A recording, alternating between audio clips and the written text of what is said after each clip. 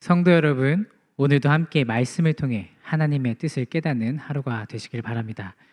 하나님의 말씀을 제가 봉독하겠습니다. 누가복음 22장 1절부터 6절까지입니다. 거룩하신 하나님의 말씀입니다. 유월절이라 하는 무교절이 다가오매 대제사장들과 서기관들이 예수를 무슨 방도로 죽일까 궁리하니 이는 그들이 백성을 두려워함이더라. 12 중에 하나인 가룟인이라 부르는 유다에게 사탄이 들어가니 이에 유다가 대제사장들과 성전 경비대장들에게 가서 예수를 넘겨줄 방도를 의논하매 그들이 기뻐하여 돈을 주기로 언약하는지라. 유다가 허락하고 예수를 무리가 없을 때 넘겨줄 기회를 찾더라. 아멘. 예수님의 공생의 사역 가운데 마지막 한 주간인 성고난주간의 기사들을 우리가 계속 함께 읽고 묵상하며 나가고 있습니다. 오늘 본문은 유대 종교 지도자들의 예수님을 어떻게 죽일지 모의하는 장면과 가룟 유다의 배반에 대해서 이야기하고 있습니다. 예수님께서 예루살렘에 입성 이후에 행하신 일련의 사역과 유대 종교 지도자들을 그들을 향한 책망 그리고 논쟁들로 인하여 유대 종교 지도자들은 자신들의 안위, 즉 권세와 명예를 유지하는 것에 대해 위기의식을 느꼈습니다.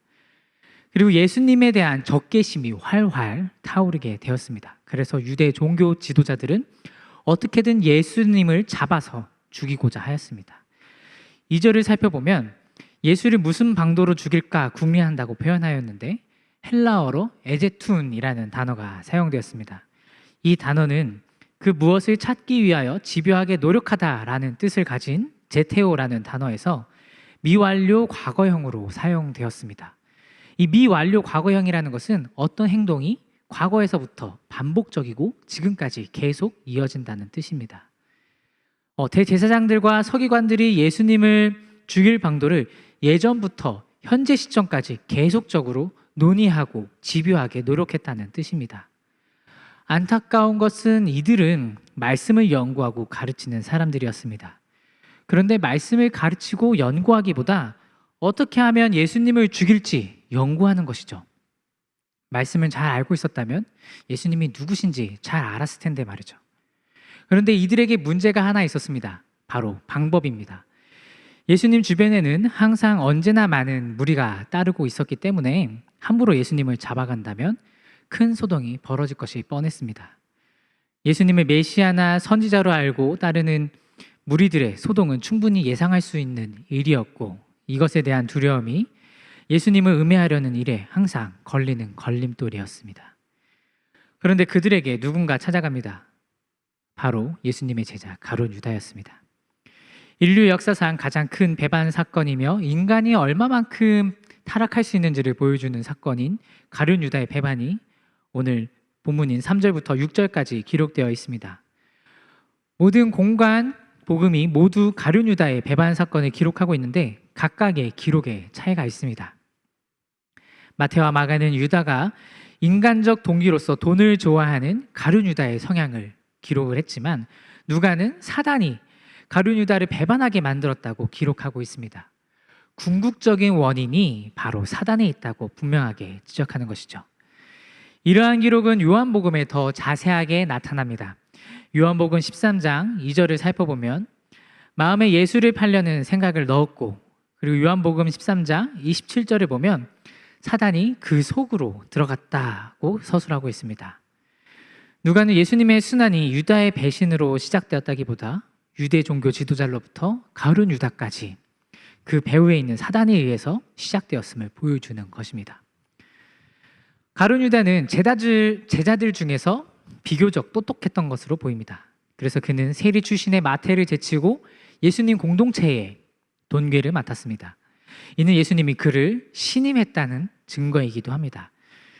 그런데 가룟 유다는 예수님의 기대를 저버리고 돈괴에서 돈을 훔쳐갔습니다. 또 마태와 마가가 기록한 또 다른 사건이 있는데 바로 마리아 도유 사건이죠.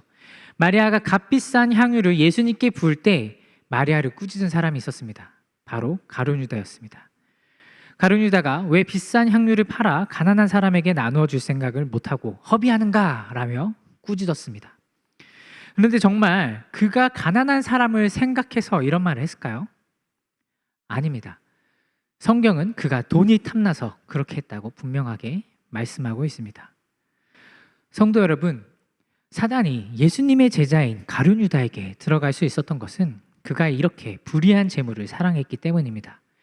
그는 예수님의 제자였습니다. 그러나 그의 안에는 재물을 사랑하는 마음밖에 없었습니다.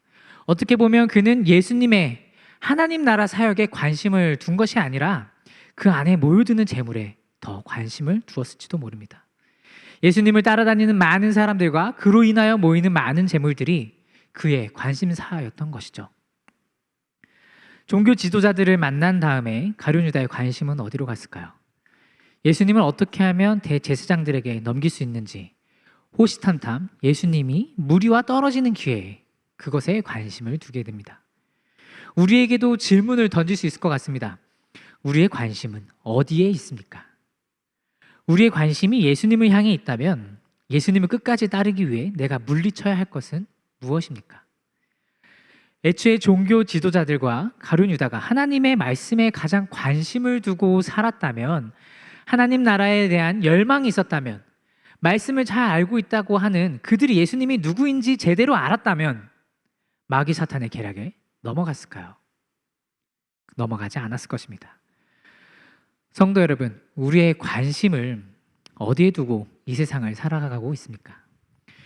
우리가 사로잡혀야 할 분은 한 분밖에 없습니다. 우리가 관심 가져야 할 분은 한 분밖에 없습니다. 바로 예수 그리스도, 유일하신 하나님입니다.